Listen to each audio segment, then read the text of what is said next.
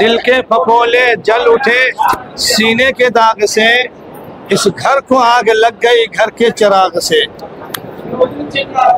جسے فضول سمجھ کر بجھا دیا تو نے، جسے فضول سمجھ کر بجھا دیا تو نے، وہی چراغ جلاؤ تو روشنی ہوگی۔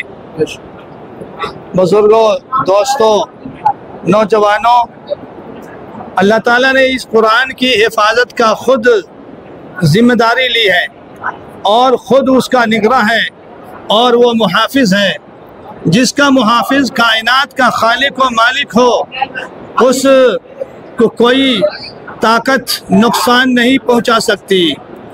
یہی وجہ ہے کہ قرآن امام الانبیاء محمد عربی صلی اللہ علیہ وسلم پہ جب سے نازل ہوا اور زمانہ دراز گزر جانے کے بعد بھی قرآن من وعن اپنی حقانیت کے ساتھ، پورے ثبوت کے ساتھ، پوری سچائیت کے ساتھ آج قرآن موجود ہے۔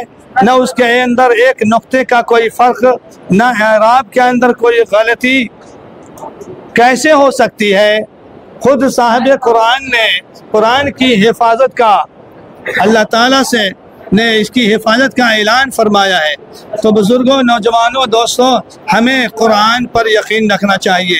1400 سال پہلے قرآن نے جیسے اثرات اپنے ماننے والوں پر، اپنے متبعین پر اثر انداز ہوا اور ان کی کایا پلٹ ہوئی، وہ بدل گئے اور انہوں نے وہ مقام حاصل کیا جن کو قرآن نے صحابہ کرام اور رضی اللہ تعالیٰ عنہم اجمعین کا لقب جنہیں دیا گیا۔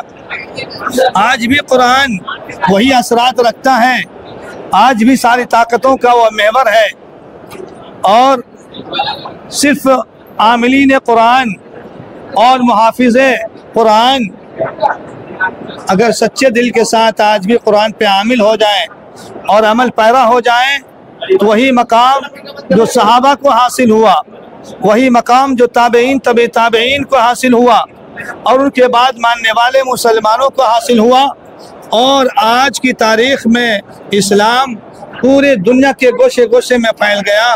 آج بھی قرآن کی وہی عظمت ہے، وہی اثرات ہے۔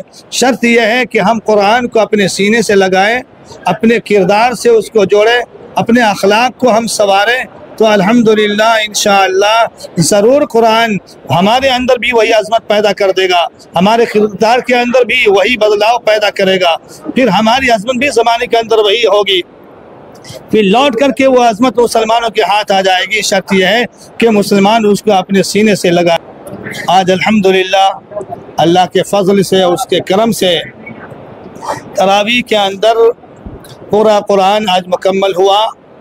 آج واقعی ہمارا ایمانی اور ہمارا اخلاقی اور مذہبی آج ہمیں مسرت ہے، آج خوشی محسوس ہو رہی ہے۔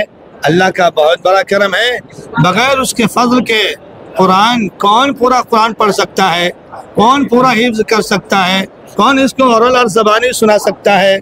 یقیناً اس کے فضل سے ہی یہ منزل طے پاتی ہے، اور اس کے فضل سے الحمدللہ آج یہ منزل طے ہوئی ہے۔ تو اللہ کا ہم لاکھ لاکھ شکر ادا کرتے ہیں۔ اللہ تعالی ہمیں بے پناہ قرآن سے محبت اور لگاؤ باقی رکھے اور اس میں عمل کی ہمیں توفیق عنایت فرمائے۔ وآخر دعوانا الحمدللہ رب العالمین۔